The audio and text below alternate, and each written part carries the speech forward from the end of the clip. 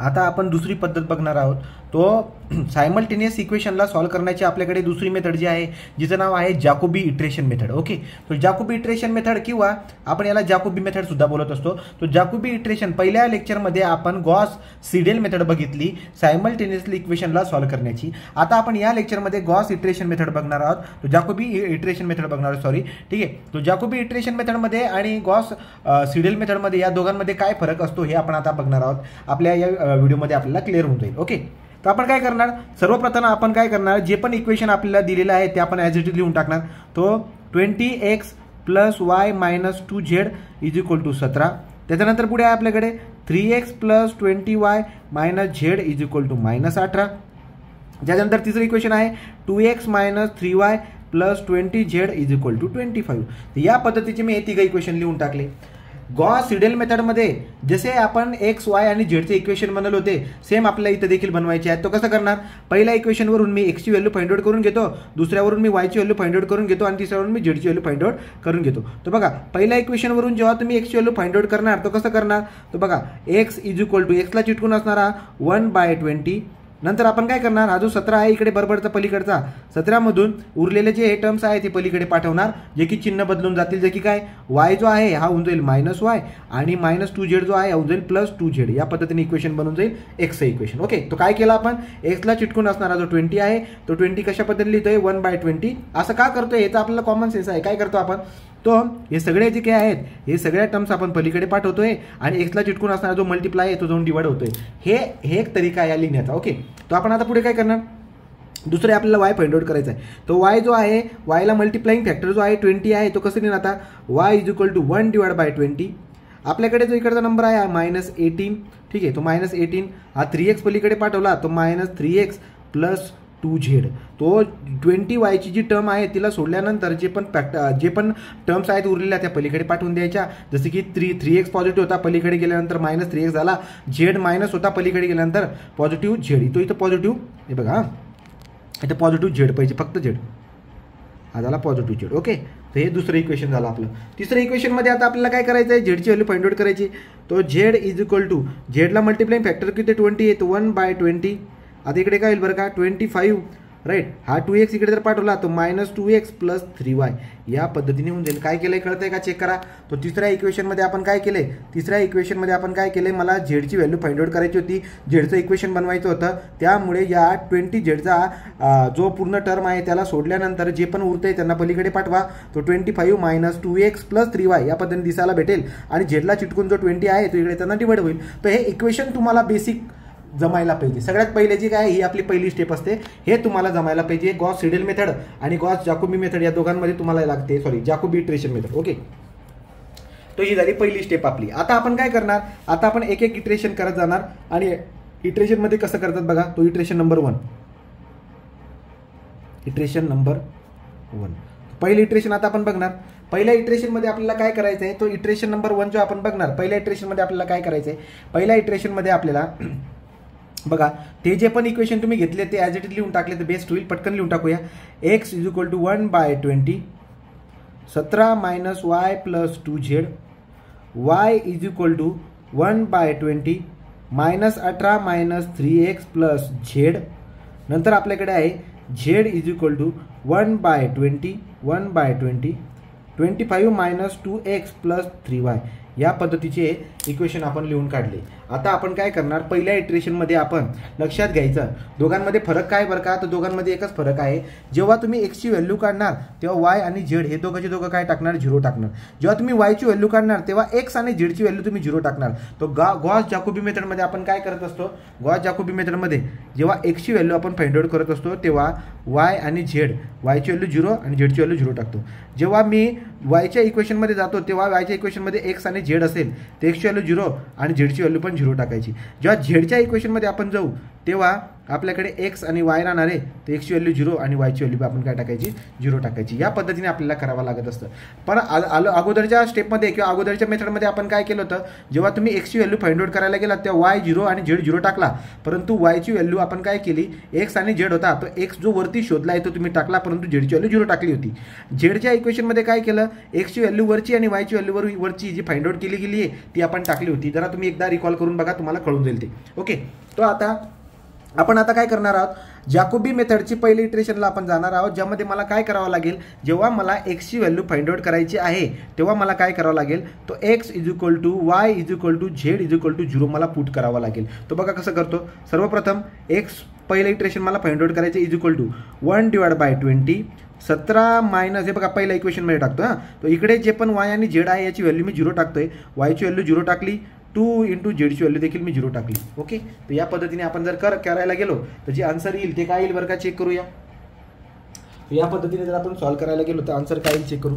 तो बघा इथे जर आपण बघायला गेलो तर इकडची टर्म तर ही 0 झाली, ही पण 0 झालेली आहे. 17 उरतोय, 17 × 17 म्हणजेच असं करता येईल. काय येईल बघा, डब्बा बाय डब्बा झाला ऑन 1/20, तो 1/20 1/20 पलीकडे गेल्यानंतर इंटू, हे बघा 1/20 इंटू 17, हा आपला 17 झाला. ओके, याला जेव्हा आपण सॉल्व्ह करू ते आन्सर किती आता आपला, हे आलं 0.85. तो हे आलं 0.85 0.85, हा झाला आपला x1. आता आपण काय काढणार, आता आपण काढणार वाय काढणार पहिल्या इटरेशनने. पहिल्या इटरेशनने वाय जेव्हा तुम्ही काढणार सेम तसंच करायचं आहे. 1/20 त्याच्या पुढे -18 -3 इंटू 0 प्लस 0. याचा अर्थ असा आहे की मी वायच्या व्हॅल्यूमध्ये देखील एक्सची व्हॅल्यू न टाकता एक्सची व्हॅल्यू 0च टाकली. ओके, तर याला कसं सॉल्व्ह करणार बघा, ही टर्म झाली 0, ही झाली 0, तो किती येईल -18/20. तो बघा -18/20, त्याचा आन्सर जे येईल ते -0.9. तो -0.90. ओके, नंतर आपण आता काय करणार, तो आता आपण झेडची व्हॅल्यू फाइंड आउट करणार इटरेशननुसार. तो काय येईल बरं का, जागा नसल्यामुळे आपण पलीकडे जाऊया. झेडची व्हॅल्यू आता आपल्याला बघायची बघा. झेड इज इक्वल टू, काय इक्वेशन आहे झेडचं, Z is equal to 1/20. Z is equal to 1/20.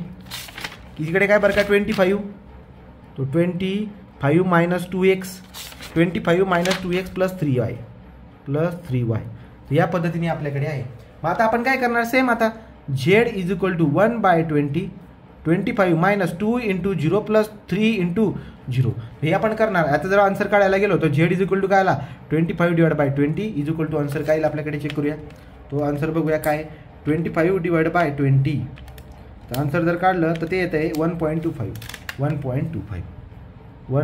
या पद्धतीने आपलं हे पहिलं इटरेशन आपण आता कंप्लीट केलं. आता सेकंड इटरेशन करताना सिमिलरली तुम्हाला असंच करायचं आहे. तो काय बरं का, जेव्हा तुम्ही आता हे पहिलं इटरेशन फाइंड आउट केलं तेव्हा तुम्ही एक्सची व्हॅल्यू, वायची व्हॅल्यू, झेडची व्हॅल्यू पलीकडच्या साईडला 0.00 टाकताय. आता सेकंड इटरेशन जेव्हा तुम्ही टाकणार, तो सेकंड इटरेशन जेव्हा तुम्ही करणार तेव्हा काय करावं लागेल तुम्हाला, जसं की आता सेकंड इटरेशनच्या वेळेस मी काय करणार, तर एक्स जेव्हा मी फाइंड आउट करणार 17 मायनस वाय कोणता टाकणार, पहिल्या इटरेशनमध्ये आलेला वाय टाकायचा आणि पहिल्या इटरेशनमध्ये आलेला झेड टाकायचा. तेव्हा जाऊन तुम्हाला सेकंड इटरेशनचा एक्स भेटेल. तुम्हाला सेकंड इटरेशनचा वाय काढण्यासाठी काय करावं लागेल बरं का, जे पण गिव्हन इक्वेशन आहे त्याच्यामध्ये जो पहिल्या इटरेशनमध्ये भेटलेला एक्स आहे तो टाकायचा आणि पहिल्या इक्वेशनमध्ये भेटलेला जो झेड आहे पहिल्या इटरेशनमध्ये तो झेड टाकायचा. असं करून तुम्हाला दुसऱ्या इटरेशनमध्ये एक्स वाय झेडच्या व्हॅल्यू भेटून जातील. पण असं करायला खूप जास्त टाइम लागून जाईल, म्हणून तुम्ही पुन्हा काय करायचं, इथं आपल्याला स्मार्ट वर्क करायची गरज आहे. तो पुन्हा आपण आता काय करूया, इथं पुन्हा आपण टेबल बनवायचा ट्राय करू. तो बघा मला आता टेबल बनवायचा आहे. तो टेबलसाठी आपल्याकडे काय काय ऑप्शन असतो, तो आपल्याकडे आहे इटरेशन एक्स वाय आणि झेड. जनरली हे व्हेरिएबल आपण यूज केलेले आहेत आपल्या इक्वेशनमध्ये, म्हणून एक्स वाय झेड घेऊया. कधी कधी x1 x2 x3 या स्वरूपात देखील दिले जात असतात. व्हेरिएबल काही असू शकतात, जे दिलेले आहेत ते घ्यायचे. ओके, तर या पद्धतीने आपण आता हे घेतलंय बघा. तो सगळ्यात पहिले आता तुम्ही पहिले इटरेशनचं आन्सर शोधून टाकलेला आहे, तो तिथून तुम्हाला ते व्हॅल्यू घेता येतील. किंवा आपण आता प्रोग्राम टाईप करूया. प्रोग्राम कशा पद्धतीने टाईप करावा लागतो लक्षात घ्यायचा. आता कशा पद्धतीने करता येईल तर चेक करा. जे इक्वेशन तुम्ही अगोदर बनवलेली आहेत ही वाली, तो जॅकोबी इटरेशन मेथडमध्ये काय करावं लागतं, गॉस सिडल मेथडमध्ये काय केलेलं आहे, हे दोघांचे प्रोग्राम आपल्याला वेगळे दिसायला भेटतील कॅल्क्युलेटरवरती. तो काय करावं लागतं बरं का, चेक करा. तर आपण आता गॉस जॅकोबी इटरेशन मेथडमध्ये काय करणार, एक्स वाय आणि झेड, इकडे अलीकडचा जो एक्स वाय झेड आहे ना इकडच्या बाजूचा, कोणता, तर जो लेफ्ट हँड साईडला जे एक्स वाय झेड आहेत त्यासाठी एक्सची व्हॅल्यू मी घेणार ए, वायची व्हॅल्यू घेणार मी बी आणि झेडची व्हॅल्यू घेणार मी सी. ओके. आणि राईट साईडला जे एक्स वाय झेड मला दिसायला भेटत आहे त्याच्यामध्ये मी एक्सची व्हॅल्यू घेतोय डी, वायची व्हॅल्यू घेतोय मी ई आणि झेडची व्हॅल्यू घेतोय मी एफ. या पद्धतीने मला करायचं आहे, या पद्धतीने मला इक्वेशन बनवायचे आहेत. आता ते जे इक्वेशन आहेत आपण आता जरा नीट पद्धतीने टाकून बघूया, आपल्याला कळून देईल. बघा तो एक एक इक्वेशन आपण आता टाकूया. पहिले x is equal to 1/20 17 - y + 2z. Okay, चला बरं का आता हे करून बघू. तो कसं करणार मी आता चेक करा. एक्स म्हणतोय अलीकडचा एक्स म्हटल्यावरती ए आहे, तो अल्फा ए इथे टाकला, अल्फा ए. ओके, अल्फा इक्वल अल्फा ए अल्फा इक्वल इथपर्यंत आलो मी. डब्बा बाय डब्बा 1/20. ओके, चला पुढे जाऊ आपण. पुढे गेलो इंटू इकडून तिकडून दोघं साईडनं ब्रॅकेट टाकायचं, आतमध्ये शिरायचं. 17 - y, तो 17 - y म्हटल्यावरती काय, इकडचा y म्हटल्यावरती कोण ई, तो अल्फा ई. दोघांचे प्रोग्राम वेगळे आहेत, अल्फा ई दोघांचे म्हणजे गॉस सिडेल आणि जाकोबी मेथड दोघांचे म्हणतोय. 17 ई इथे काय प्लस 2z. झेड म्हटल्यावरती काय आपल्याकडे, तो झेड म्हटल्यावरती आपल्याकडे आहे alpha F, alpha F. Okay, 17 - E + 2 alpha F. या पद्धतीने झाला. नेक्स्ट पॉईंट काय आपल्याकडे, पुढे जाऊया. दुसरं इक्वेशन टाकू आता. पुढे गेलो अल्फा सेमिकोलन. ठीक आहे, दुसऱ्या इक्वेशनमध्ये काय चेक करू, तो y is equal to 1/20. Y म्हटल्यावरती काय, तो वाय म्हटल्यावरती काय, इकडच्या बाजूचा जो वाय आहे हा काय असतो आपला, तो इकडच्या बाजूचा जो वाय आहे आपला काय असतो, हा असतो आपला बी. तो बी आहे म्हणून मी टाकणार अल्फा बी, अल्फा बी टाकला. ओके, अल्फा बी टाकला, अल्फा इक्वल टाकला. ओके, पुढे बघा आता इथपर्यंत तुम्ही आले. पुढे ब्रॅकेट टाकायचे तुम्हाला इकडून तिकडून बघूया. तो इकडून तिकडून ब्रॅकेट टाकण्याच्या अगोदर काय 1/20 डब्बा बाय डब्बा टाकला 1/20. ठीक आहे, पुढे गेलो इंटू इकडून तिकडून ब्रॅकेट टाका, आतमध्ये शिरा. आतमध्ये गेल्यानंतर काय होईल बरं का आता -18, तो -18 इंटू -18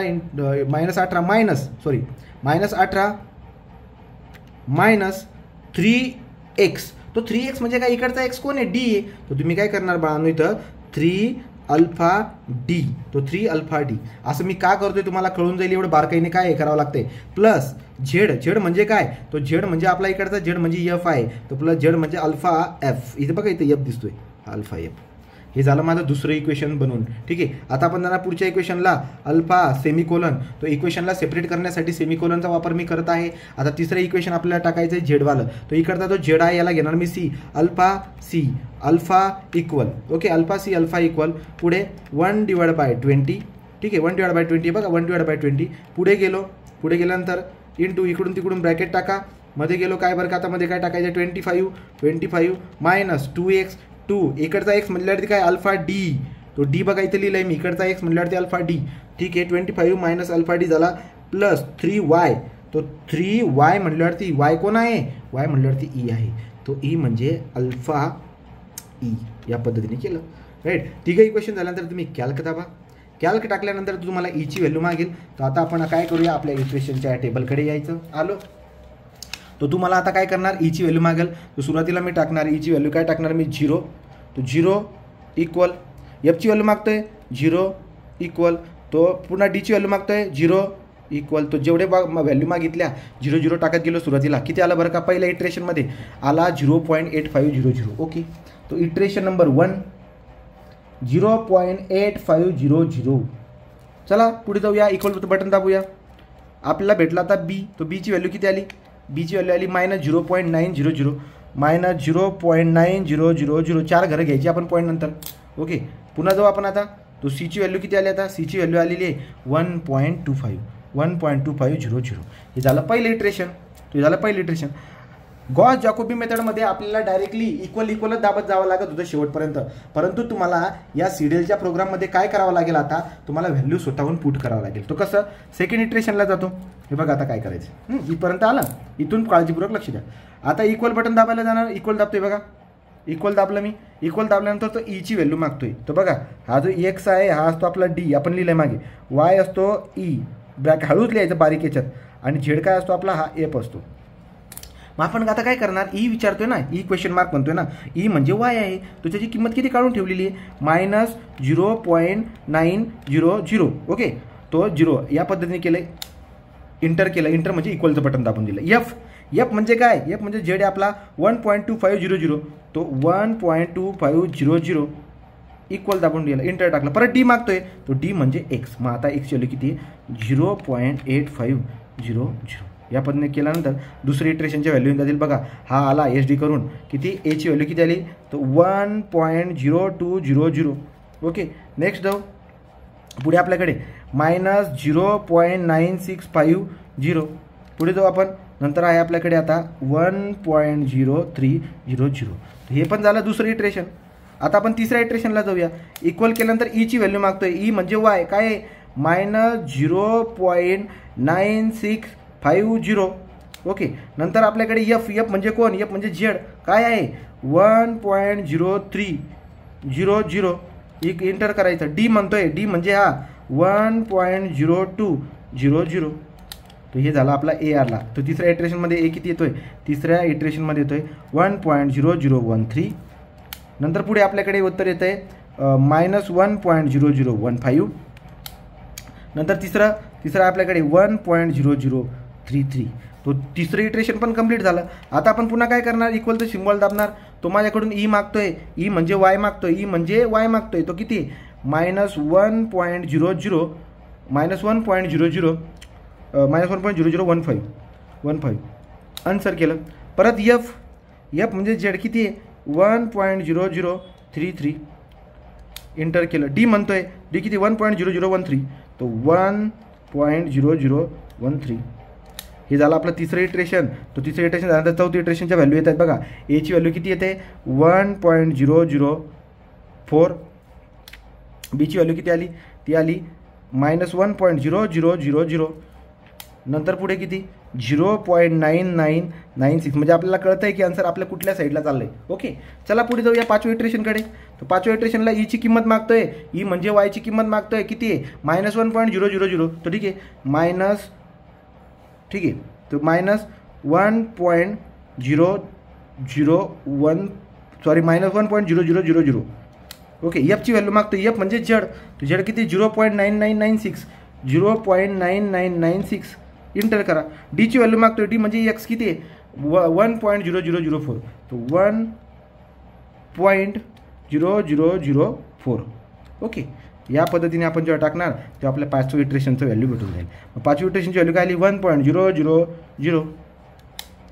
नंतर पुढे इकडची व्हॅल्यू -1.0001.